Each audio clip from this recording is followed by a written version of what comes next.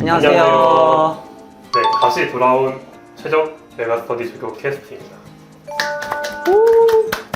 네, 오늘은 저희 조교 캐스트의 새로운 얼굴 김태형 조교님을 모셨는데요. 네. 자기소개 한번 해주시죠. 안녕하세요. 저는 최적 사회탐구 연구실에서 사회문화와 정치화법 콘텐츠를 개발하고 있는 김태형 조교라고 합니다. 만나서 반가워요. 네, 오늘 해볼 주제는 일단 이제 구모가 많이 남지도 않았고 저희 촬영일 기준으로 이제 한 10일 정도 남았거든요. 그래서 그 전까지 그리고 그 앞으로 이후에도 실모를 어떻게 활용할 것인지에 대해서 자세하게 한번 톱파보려고 실모 전문가 태영 조교님이 오셨고요. 그래서 오늘은 실모를 또 어떻게 활용해야 하는지, 또 언제 써야 하는지, 또 이거를 나중에 어떻게 할 건지 같은 걸 한번 얘기를 해보겠습니다. 첫 번째로 질문 드리고 싶은 거는요. 네. 실모를 언제부터 봐야 하는지, 그리고 지금 아직 뭐 개념 완성, 약공투, 기선제압을 하고 있는데 언제부터 실모를 쓸 건지 물어보는 친구가 되게 많더라고요. 그래서 조교님께서는 언제부터 했는지 또 궁금하고 친구들한테 언제부터 하라고 말하고 싶은지 또 궁금합니다. 저는 일단은 실무를 언제부터 해야 된다라는 거는 딱히 막 완전 단정적으로 말할 수는 없는 거지만 최근에도 이제 메가스터디 질문을 보면 많이 올라와요. 제가 지금 약정 공략 특강이랑 아직 통계를 잘 다 못 끝냈는데 지금 실무를 풀어도 돼요? 같이 병행해야 돼요? 라는 질문이 많이 되게 들어요. 많아요. 네. 근데 저는 실전 모의고사는 어쨌든 자기가 공부했던 거를 시간 내에 다 풀 수 있고 그걸 실전으로 감각을 입히는 게 실전 모의고사지, 아직 개념이 제대로 부실한 상태에서 실전 모의고사만 푼다고 해서 실력이 오르진 않거든요, 사실. 오히려 지금은 더디지만 약정 공략 특강이라던가 뭐 통계를 먼저 다 한번 훑어보고 실무를 푸는 게 오히려 실무의 올바른 방향성이 아닐까라는 생각을 해요. 그리고 자기가 이제 어느 정도 했던 것 같다, 진도까지 선생님 커리를 잘 따라왔다 라고 한다면 이제 9월 모의사를 기점으로 해가지고 일주일에 한 2회 정도씩 풀어보는 것도 저는 좋다고 생각을 해요. 그러니까 무조건 지금 9월달이라고 해서 실모를 해야겠다가 아니라 일단 어느 정도 내가 실모를 풀어도 되는 수준의 개념이 되었는가를 확인한 다음에 그렇게 되었다면은 일주일에 한 2회 정도 푸는 게 바람직하다라는 말씀입니다. 그러면은 실전 모의고사도 되게 일단 요즘엔 또 많아지는 추세잖아요. 그렇죠. 그래서 실전 모의고사를 진짜 무지성으로 많이 풀어야 하는지, 아니면은 많이 푸는 것보다 그 선지나 제시문 등을 하나하나 보면서 분석하면서 풀어야 하는지 그거를 좀 많이 물어보더라고요. 저는 일단은 공부용 모의고사랑 진짜 실전을 위한 모의고사를 좀 구분해서 자기가 풀었으면 좋겠는 거예요. 뭐 적생모를 기준으로 봤을 때 기선제압 모의고사는 사실 공부용 모의고사에 좀 더 가깝다고 저는 생각을 하고 그 이후에 이제 파이널에 나오는 이제 모의고사 적생모 같은 경우에는 진짜 실전을 위한 모의고사라고 생각을 하거든요. 그래서 이 모의고사를 좀 구분을 해서 자기가 9월 모의고사라던가 10월 모의고사 그리고 수능을 앞뒀을 때 그 모의고사들을 한두 회씩 풀면서 진짜 실전을 연습을 하는 것이고, 공부용 모의고사는 평소에 그냥 같이 공부를 하면서 실전을 위한 모의고사를 양치기를 하는 것이지 공부용 모의고사를 양치기 하는 건 사실 바람직하지 않다라고 생각을 해요. 공부용 모의고사는 진짜 어려운데 하나를 찐득하게 내가 소화해낼 수 있는 게 되게 중요하거든요. 단순히 양치기만 했을 때 오르는 실력과는 구분이 된다라고 생각을 해요. 저가 봐도 뭔가 모든 걸 양치기 하는 거는 딱히 의미가 없죠.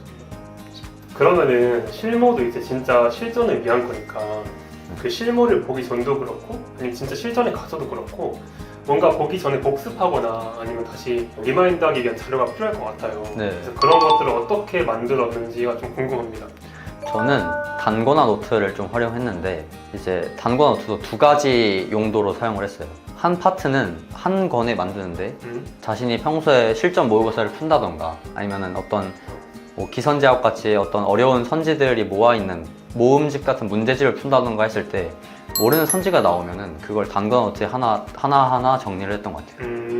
모르는 게 있을 때 바로바로 적어가면서 했던 게 나중에 9월 모의사뿐만 아니라 수능에 가서도 자신이 일주일 전에 수능장에 들고 갈 A4 한 장을 만들 때에도 시간 절약에 되게 많이 도움이 된 거예요. 그리고 또 모르는 선지 내용뿐만 아니라 저는 실수 노트라는 걸 같이 만들었는데 실수 노트. 어쨌든 내가 실수를 하는 실전 행동 강령도 필요하다고 생각을 하거든요. 실전에서 내가 옳은 것인데 옳지 않은 것, 이거를 구분하지 않아서 틀린 경우라든지 아니면 뭐 가중평균을 구할 때 분모를 비율을 따지는 건데 노령화 지수할 때 부양 인구로 따져가지고 틀렸다든지 이런 자신이 놓칠 만한 포인트들을 하나의 노트에 정리해가지고 시험장에서도 그 한 문장 한 문장을 내가 정리해 가면서 아 이건 하지 말아야지 되새김하면서 진짜 그게 실전 감각이라고 생각하거든요. 우리가 실전 모의고사를 푸는 것도 어쨌든 내가 압박된 시간 안에서 어떤 행동이 나오더라도 어떤 예외상황이 발생하더라도 문제를 맞춰내야 된다는 그거 연습을 하는 거니까 거기에서 나온 연습 과정에서 틀린 실수들은 진짜 내가 시험 현장에서도 발생할 수 있는 실수들이에요. 그것들을 좀 바로잡는 것들을 계속해서 리마인드 하면서 하나의 노트에 정리를 하면은 되게 좋은 것 같아요.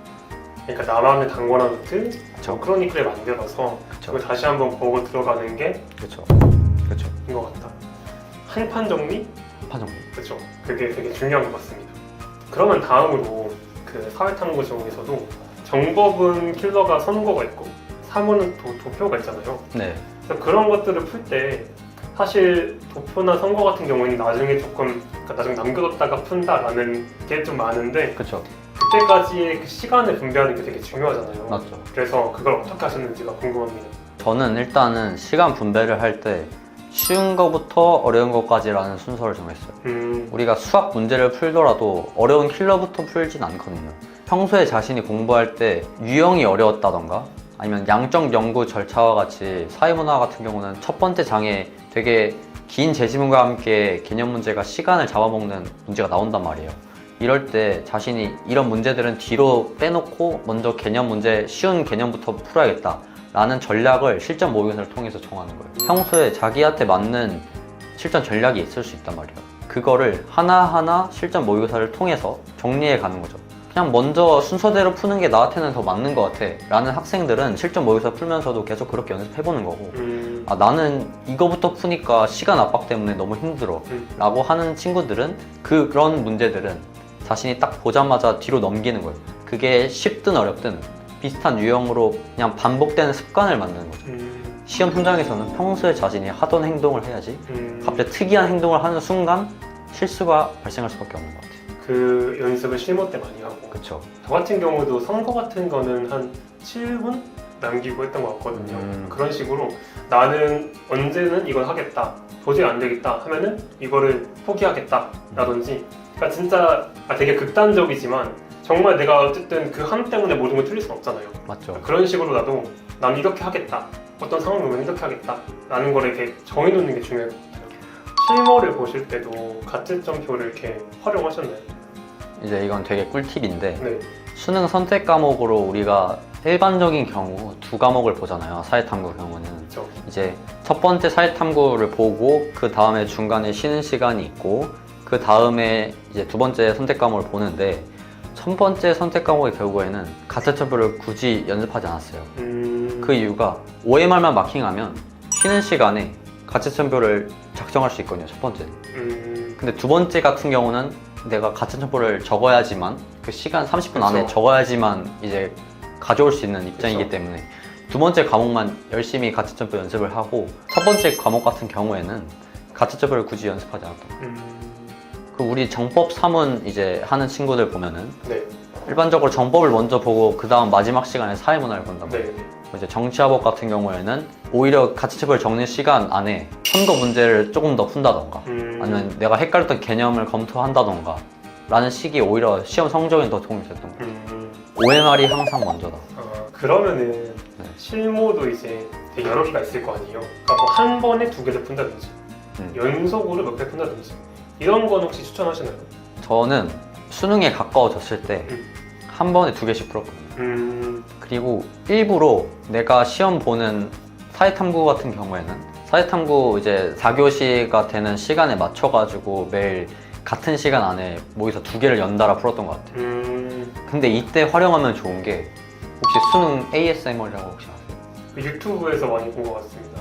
네. 지방에 사는 학생들 같은 경우에는 학원에 직접 가서 아이들과 모의고사를 푸는 게 어려운 친구들이 그쵸. 있을 수 있단 말이에요. 경험이 많이 없을 네. 수도 있고. 그래서 집 모의고사를 푼다던가 스터디 카페에서 모의고사를 푼다던가 아니면 학교 기숙사에서 모의고사를 푼다던가 라는 식으로 모의고사를 진행할 텐데 수능 ASMR이랑 같이 그 현장 느낌을 받으면서 모의고사를 풀면은 되게 실제 수능장 가서도 떨지 않고 내가 평소에 해왔던 거니까 집 모의고사를 보는 것 같은 느낌이랑 확실히 차이가 있는 것 같아요.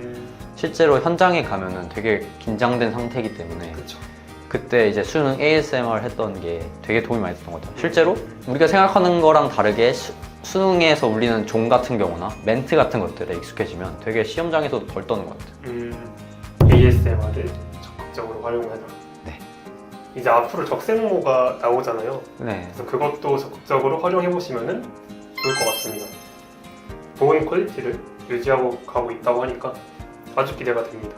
그리고 우리가 기선제압 모의고사 네. 같은 경우에는 되게 어렵다는 평이 많았잖아요. 근데 이번 파이널에 나오는 적생모 같은 경우에는 실전에서 활용할 수 있도록 기선제압 모의고사보다는 조금 난이도를 낮췄지만 그럼에도 좋은 퀄리티의 문제들을 유지했으니까 그렇죠. 한번 많이 풀어보시고 좋은 성적 받기를 응원합니다. 네, 그러면 앞으로 궁금한 거나 아니면 보고 싶은 캐스트가 있으시다면 댓글로 남겨주시면 저희가 적극적으로 고려해서 촬영을 해보도록 하겠습니다. 그러면 안녕. 안녕.